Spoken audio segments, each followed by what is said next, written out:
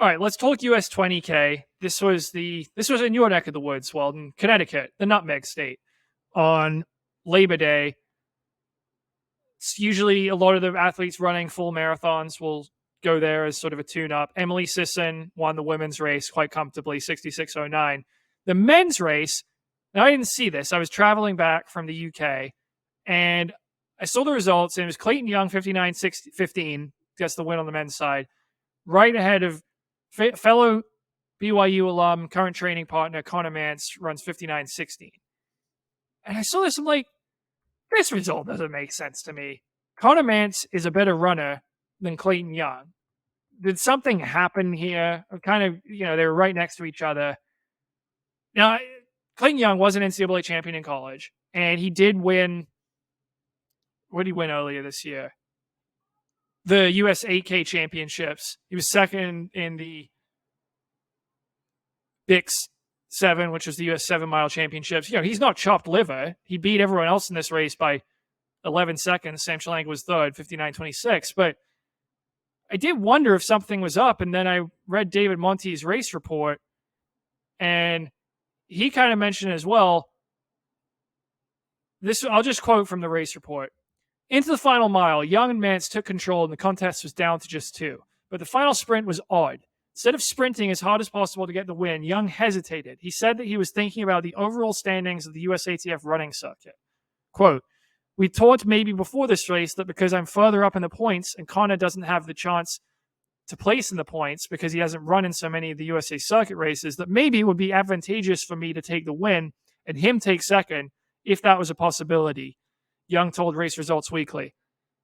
That's not what Mantz was thinking. Quote, I was trying to beat him, Mantz told reporters. He continued, he passed me with like 300 to go, and he's like, hey, let's finish it in together. And I'm like, dude, I'm trying to beat you.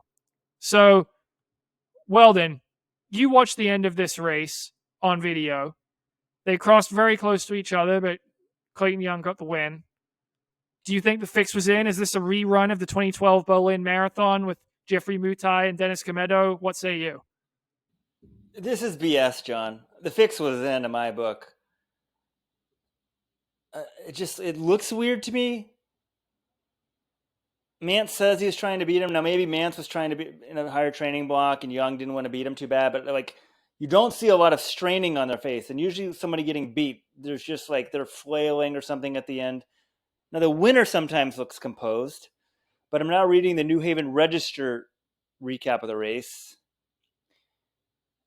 And it says, the photo finish was somewhat calculated as the two runners had discussed strategy both before and during the final leg of the race.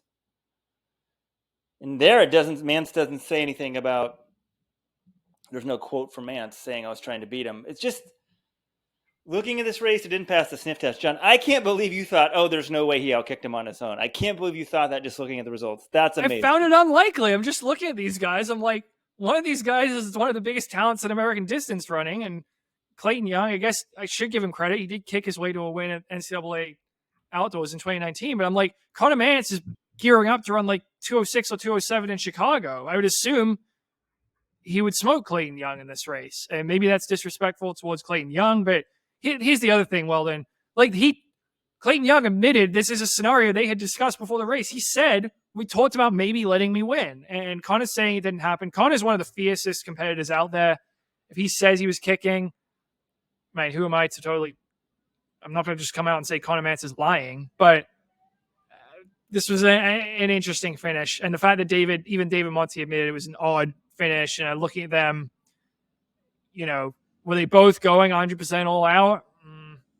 Yeah, I don't know, but it was a good run for Clayton Young, and not a bad way to go into his full marathon season for Connor Mantz. He did last year finish first of this race. He ran 59:08. I think the conditions were a little worse last year, so that's kind of why I was also thinking, well, if it was warmer last year and he ran slower this year, I kind of thought he'd be better shape than that. But yeah, now looking at him finishing right with Clayton Young, I'm like, all right, actually, maybe it was a better result than I thought. And the USATF running circuit, winning the overall title, is something athletes really care about these days. Now, I guess I feel like when I was closer to competing, that I kind of looked at that. But what do you get for even winning that these days, John? Money, I assume. I know, but how much? I don't even think it's. I mean, they used to have a big prize at when they did the 12K championships at the end of the season. Now, I'm not totally sure. Okay, here we go. The top 5 individuals at the end of the circuit will receive the following payout: 20K for first, 15,000 for second, 7,500 for third. I mean, 20K is a pretty nice payday if you can get it, Weldon. So, I'm sorry. They need to look into this and. No. We can't have fixed events. That's what that is, John. I'm sorry. That's a fixed event. You can't do that.